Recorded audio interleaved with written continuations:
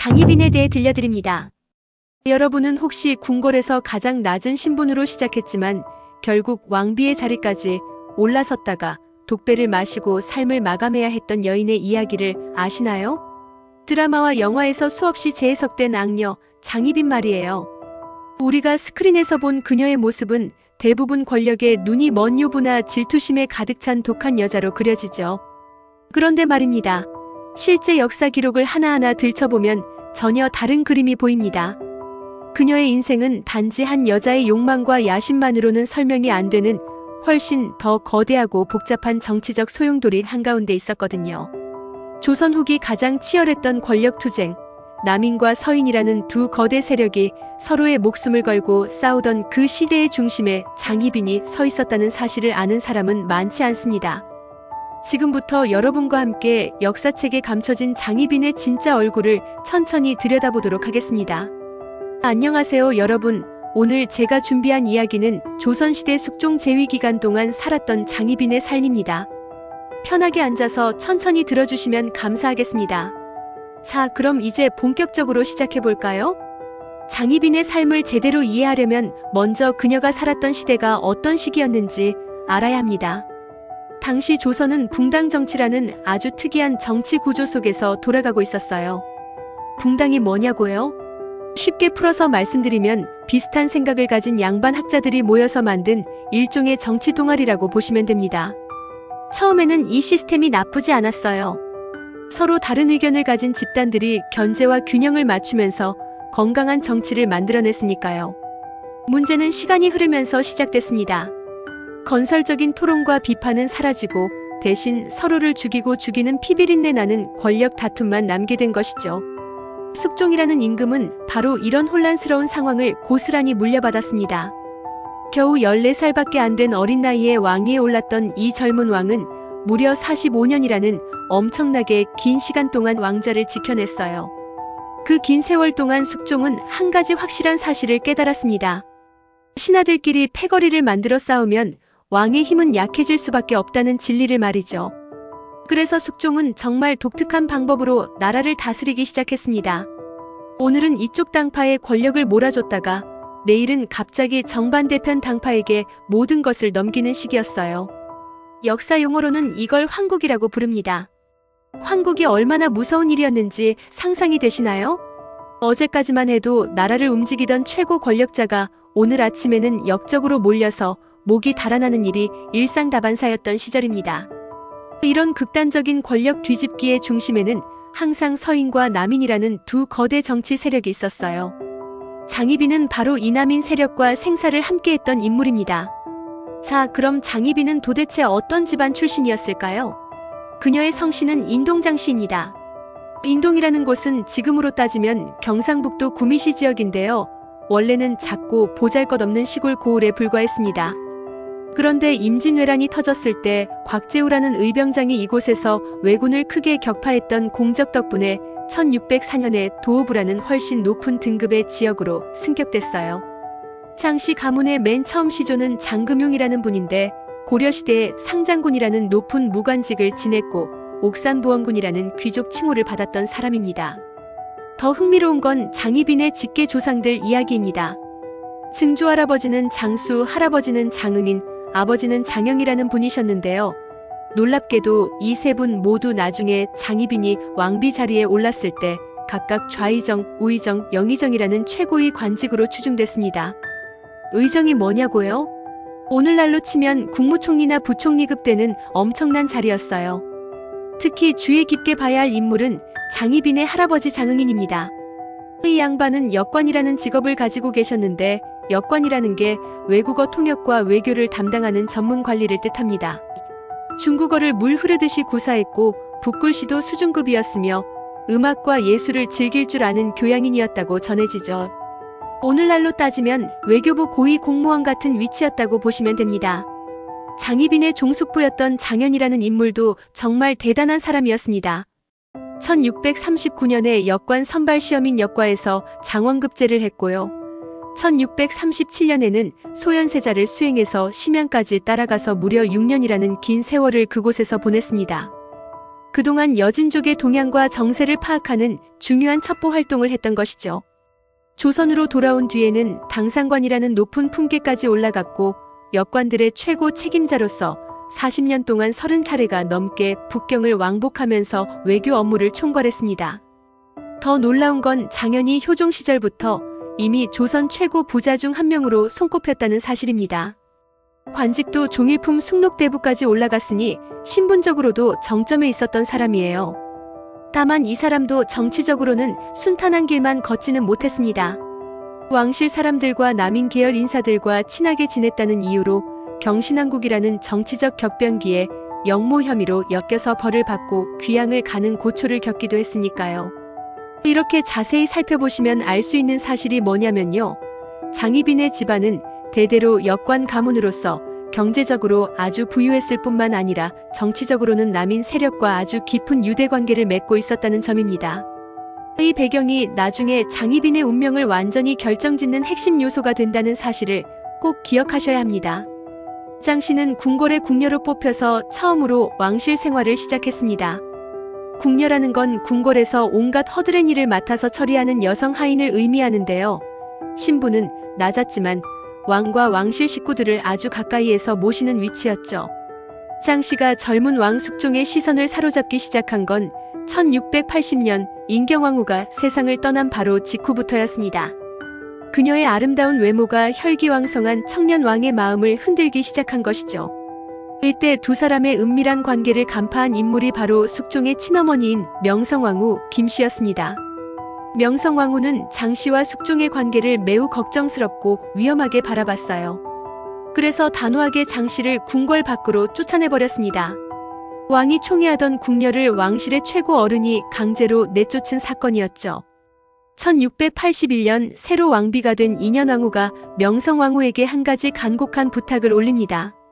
왕께서 마음을 두었던 궁녀를 그냥 민간에 내버려두는 건 너무 가혹한 일이니 다시 궁으로 들여오는 게 어떻겠냐는 청이었어요. 이때 인현왕후의 속마음은 어땠을까요? 순수하게 왕의 마음을 헤아린 배려였을 수도 있고 왕비로서 궁중일을 매끄럽게 처리하고 싶었던 마음도 있었을 것입니다. 문제는 명성왕후의 반응이었습니다. 명성왕후는 단칼에 거절했어요. 장씨의 인품과 성품이 좋지 않은데 왕이 만약 그 여자에게 완전히 빠져들게 되면 나라 전체가 위험에 빠질 수 있다는 판단 때문이었죠. 어머니로서 그리고 왕실을 오래 지켜본 어른으로서 내린 정확한 예측이었습니다. 명성왕후는 이미 장씨라는 여인이 가진 위험한 본질을 꿰뚫어보고 있었던 것입니다. 한편 명성왕후가 승하하자 상황이 180도 달라지게 됩니다.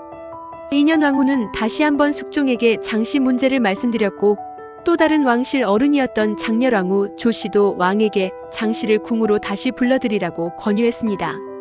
결국 장씨는 다시 궁궐로 돌아올 수 있는 기회를 얻게 됐어요. 이 시기 한양 장안에는 온갖 소문이 난무했습니다. 궁인 장씨를 위한 별도의 거처를 짓는다는데 외부에 알려지지 않게 하려고 한밤중에 몰래 목재를 운반한다는 얘기가 백성들 사이에서 퍼져나갔어요. 마침 그때 큰 홍수가 발생했는데요. 백성들은 이 자연재해가 여자 문제에 빠진 왕에 대한 하늘의 경고라고 수군댔습니다.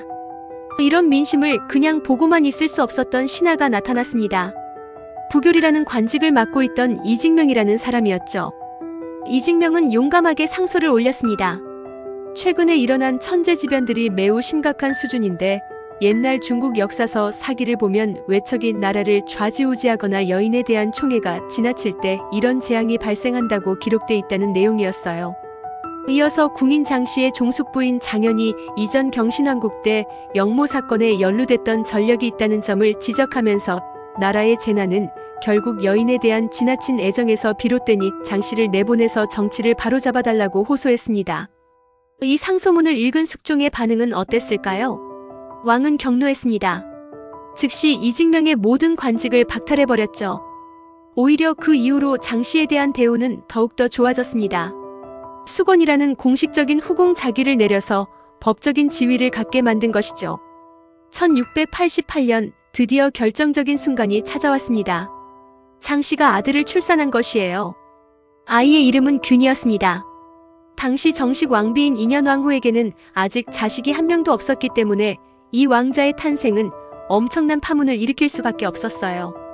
더욱 충격적인 건 숙종의 행동이었습니다. 왕자가 태어난 지 석 달도 채 지나지 않은 시점에 숙종은 갑자기 신하들을 긴급 소집했습니다. 그리고 이렇게 선언했어요. 나라의 뿌리인 세자를 정하지 못해 백성들의 마음이 불안정하니 지금 태어난 왕자를 원자로 책봉하겠다. 반대하는 사람은 관직을 내려놓고 물러가라는 아주 강경한 입장을 보인 것이죠. 신하들은 당황할 수밖에 없었습니다. 왕비마마께서 앞으로 아들을 낳으실 가능성도 있으니 몇 년만 기다려보시는 게 어떻겠냐고 조심스럽게 의견을 냈어요. 상식적으로 생각해봐도 정비가 아닌 후궁의 자식을 그렇게 급하게 원자로 책봉한다는 건 이례적인 일이었으니까요. 숙종은 신하들의 말을 일축했습니다. 세자가 정해지지 않으면 백성의 마음이 안정될 수 없다는 이유였죠. 그리고 정말로 장씨의 아들을 원자로 책봉해버렸고 장씨 본인도 희빈이라는 훨씬 높은 후궁 지위로 승격시켰습니다. 당시 사람들은 숙종의 장희빈에 대한 총애가 너무 심해서 나라에 큰 재앙이 곧 닥칠 거라고 두려워했어요.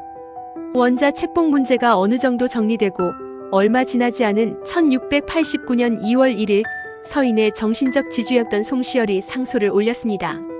원자 책봉이 너무 성급하게 이루어졌으니 이를 취소해달라는 내용이었죠. 송시열은 당시 조선에서 가장 존경받는 유학자였습니다. 그의 한마디는 나라 전체를 움직일 만한 무게를 지니고 있었어요. 그렇지만 숙종의 반응은 냉정했습니다. 분노한 왕은 송시열의 모든 관직을 박탈하고 도성 밖으로 추방하라고 명령했어요. 조선 최고의 학자를 한순간에 반역자처럼 몰아버린 사건이었습니다. 송시열에 대한 처벌, 이것은 단순히 한 신하를 징계한 사건이 아니었습니다. 이 일을 기점으로 조정의 권력 구도가 완전히 뒤집히기 시작했죠. 서인들이 몰락하고 남인들이 권력을 장악하는 기사왕국이 시작된 것입니다. 기사왕국의 규모는 상상을 초월했습니다. 1년이라는 기간 동안 현직 관료는 물론이고 이미 은퇴한 전직 관료, 심지어 야인, 신분의 유학자들까지 합쳐서 100명이 넘는 서인 계열 인사들이 처벌당했어요. 죽음을 당한 사람도 있었고 먼 지방으로 유배를 간 사람도 있었으며 관직을 빼앗긴 사람도 셀 수 없이 많았죠. 그들이 비워둔 자리는 누가 차지했을까요? 당연히 남인들이었습니다. 이전 경신왕국 때 화를 당했던 남인들이 명예를 회복했고 새로운 남인 관료들이 조정의 핵심 자리를 꽉 채웠어요. 숙종 14년 12월만 해도 정부의 중요한 직책에서 남인이 차지하는 비율이 10% 정도에 불과했는데 숙종 15년이 되자 그 비율이 무려 85%를 넘어섰습니다. 남인이 기사왕국으로 권력을 되찾은 것은 남인의 지지를 받고 있던 장희빈에게는 엄청난 행운이었습니다. 장희빈의 증조할아버지, 할아버지, 아버지 모두에게 의정이라는 명예로운 직책이 추중되었어요. 특히 아버지 장영에게는 1689년에 옥산부원군이라는 자기가 내려졌죠. 그리고 마침내 1690년 원자가 정식으로 세자로 책봉되면서 장씨는 희빈에서 왕비로 승격되었습니다. 궁궐의 낮은 궁녀에서 시작해서 조선의 국모 자리까지 오른 것이에요. 역사상 전례를 찾아보기 힘든 극적인 신분 상승이었죠. 이렇게 장희빈은 황국이라는 정치적 격변 속에서 남인의 권력 상승과 정확히 궤를 같이하며 왕비라는 최고의 영예를 얻었습니다. 다만 그녀가 왕비로서 누릴 수 있었던 시간은 고작 3년밖에 되지 않았어요. 기사왕국 이후 숙종은 심각하게 약화된 왕권을 다시 세우려고 노력했습니다. 반면 남인들은 이 기회를 절대 놓치지 않고 권력을 확고히 다지는 한편 서인들에게 보복을 시작했죠. 숙종으로서는 원자 책봉이라는 개인적 목표는 달성했지만 그 과정에서 남인이라는 한 당파에게 너무 많은 권력이 집중돼 버린 상황이 마음에 들지 않았습니다. 이 불균형을 바로잡기 위해서는 또 다른 조치가 필요하다고 판단했고 그 결과가 바로 갑술왕국이었어요. 기사왕국이 일어난 지 5년 뒤인 1694년 3월 노론 양반가의 젊은이들이 폐위된 왕비의 복위를 꾀했다는 혐의로 붙잡혔습니다. 노론이 남인 정권을 무너뜨리고 서인을 다시 집권시키려고 폐비민씨를 복위시키려 한다는 고발이었죠. 조사가 진행되면서 놀라운 진실이 드러났습니다. 오히려 남인 쪽의 음모였던 것이에요. 게다가 남인들이 숙빈 최씨를 독살하려 했다는 의혹까지 불거졌습니다. 숙빈 최씨는 숙종의 또 다른 후궁으로 나중에 영조가 되는 왕자를 낳은 여인이었죠. 숙종의 마음이 돌아섰습니다.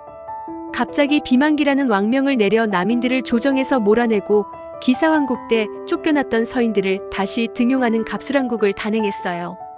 남인들이 받은 처벌은 기사왕국 때 서인들이 받았던 것보다 훨씬 가혹했습니다.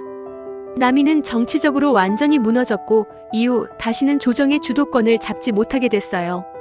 장희빈이 남인의 정치적 운명과 함께했다면 인현왕후는 서인과 그 운명을 같이 했다고 볼 수 있습니다.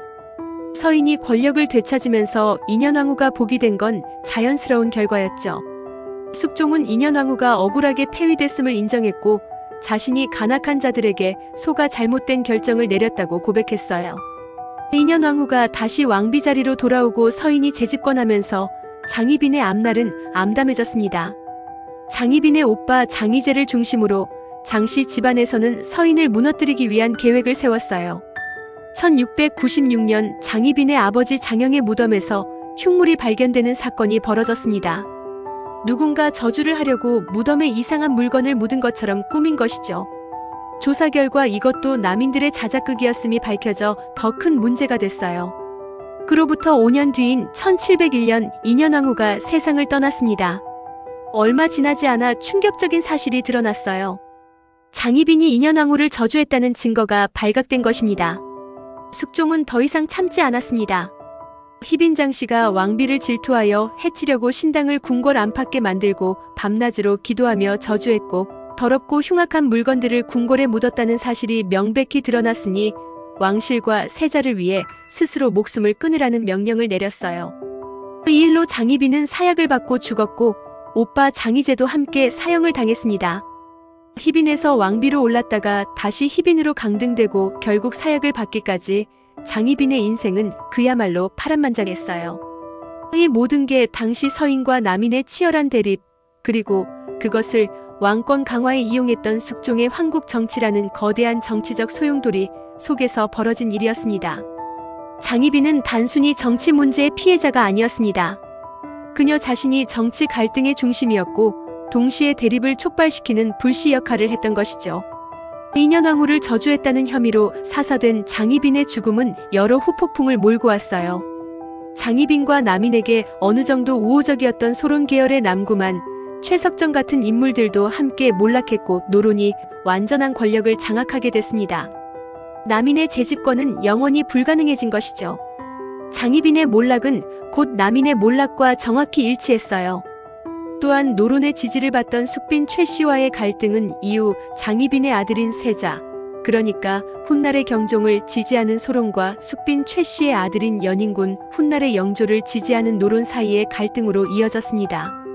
이 갈등은 경종이 왕위에 오른 초기에 피비린내 나는 사건들로 터져나왔죠. 신임사화라고 불리는 대규모 숙청 사건이 바로 그것입니다. 장희빈의 비극적인 죽음은 단지 한 개인의 불행으로 끝나지 않았습니다. 그녀가 남긴 정치적 상흔은 다음 세대까지 이어져 조선 왕실을 또 한 번 피로 물들였던 것이죠. 경종과 영조, 이복 형제 사이의 갈등은 결국 어머니들이 속했던 정치 세력의 대립에서 비롯된 것이었어요. 여러분, 지금까지 장희빈이라는 한 여인의 삶을 통해 조선 후기 정치의 경랑을 함께 살펴봤습니다. 드라마에서 흔히 그려지는 것처럼 그녀를 단순히 왕을 유혹한 악녀로만 볼 수는 없어요. 물론 그녀가 저주를 했다거나 인현왕후를 해치려 했다는 기록이 실록에 남아있는 건 사실입니다. 문제는 그녀가 살았던 시대 자체가 한 사람의 운명을 정치의 도구로 만들어버리는 냉혹한 시대였다는 점입니다. 역관 집안의 딸로 태어나 궁궐 궁녀가 되고 왕의 총애를 받아 후궁이 되고 아들을 낳아 왕비까지 올랐지만 결국 사약을 받고 생을 마감한 그녀의 삶은 개인의 욕망만으로는 설명할 수 없는 복잡한 정치적 맥락 속에 있었어요. 숙종이라는 왕은 강력한 왕권을 세우기 위해 붕당들을 번갈아가며 권력을 주고 빼앗는 황국 정치를 펼쳤습니다. 이 과정에서 서인과 남인이라는 두 정치 세력은 치열하게 대립했고 장희빈은 남인과 운명을 같이 하게 됐죠. 남인이 권력을 잡으면 그녀도 함께 올라갔고 남인이 몰락하면 그녀도 함께 추락했어요. 특히 주목할 점은 장희빈의 집안 배경입니다. 대대로 역관을 지낸 집안으로서 경제적으로 부유했고 중국과의 외교를 담당하면서 상당한 영향력을 가지고 있었어요. 종숙부 장현은 나라 안의 부자로 불릴 정도였고 40년 동안 30차례나 북경을 오가며 외교 업무를 맡았던 인물이었죠. 이런 집안의 배경이 있었기에 장씨는 단순한 궁녀가 아니라 남인이라는 정치 세력과 연결될 수 있었던 겁니다. 1680년 경신왕국 때 남인이 몰락하고 서인이 집권했을 때 장현은 영모에 연루되어 처벌을 받았어요. 이것만 봐도 장씨 집안과 남인의 관계가 얼마나 깊었는지 알 수 있죠. 그러니 1689년 기사왕국으로 남인이 다시 권력을 잡았을 때 장희빈이 왕비가 될 수 있었던 것도 결코 우연이 아니었습니다. 인현왕후라는 인물도 생각해볼 필요가 있습니다. 그녀는 서인 명문가의 딸이었어요. 처음 왕비가 되었을 때 장씨를 궁으로 불러들이자고 명성왕후에게 청했던 것도 순수한 마음에서였을 수 있습니다. 혹은 왕실의 일을 원만하게 처리하려는 왕비로서의 배려였을지도 모르죠. 명성왕후는 달랐습니다. 왕의 어머니로서 그리고 오랜 세월 궁궐 생활을 해온 여인으로서 장씨가 가진 위험성을 정확히 꿰뚫어봤죠.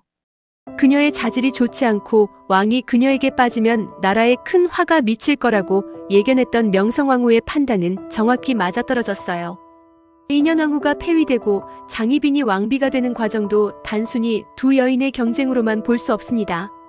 서인과 남인이라는 거대한 정치 세력의 흥망성쇠가 그 배경에 있었으니까요. 인현왕후가 복이 되고 장희빈이 사사된 것도 마찬가지입니다. 갑술왕국으로 서인이 재집권하면서 자연스럽게 벌어진 일이었죠. 그렇다면 장희빈은 순전한 피해자였을까요? 그렇게만 보기도 어렵습니다. 그녀가 인현왕후를 저주하기 위해 신당을 만들고 흉물을 묻었다는 기록은 조선왕조실록에 명확히 남아있어요. 왕비를 해치려 했다는 것은 당시로서는 용서받을 수 없는 중죄였습니다. 오빠 장희재를 중심으로 한장씨 집안의 움직임도 문제가 됐어요. 서인을 타도하기 위해 여러 음모를 꾸몄고 1696년에는 장영의 묘에서 흉물이 발견되는 사건까지 벌어졌죠. 이것이 남인의 자작극이었다는 게 밝혀지면서 장씨 집안에 대한 의심은 더욱 커졌습니다. 장희빈 개인의 성격이나 행동도 그녀의 운명에 영향을 미쳤을 것입니다. 실록 기록을 보면 그녀가 질투심이 강했고 권력욕이 있었다는 점을 부정하기 어려워요. 다만 그런 개인적 특성만으로 그녀의 삶 전체를 설명할 수는 없다는 것이죠. 당시 조선 사회에서 여성이 권력을 가질 수 있는 방법은 극히 제한적이었습니다. 왕실 여성으로 태어나거나 왕비나 후궁이 되거나 아들을 낳아 왕이나 세자의 어머니가 되는 것 정도였죠. 장희빈은 역관 집안,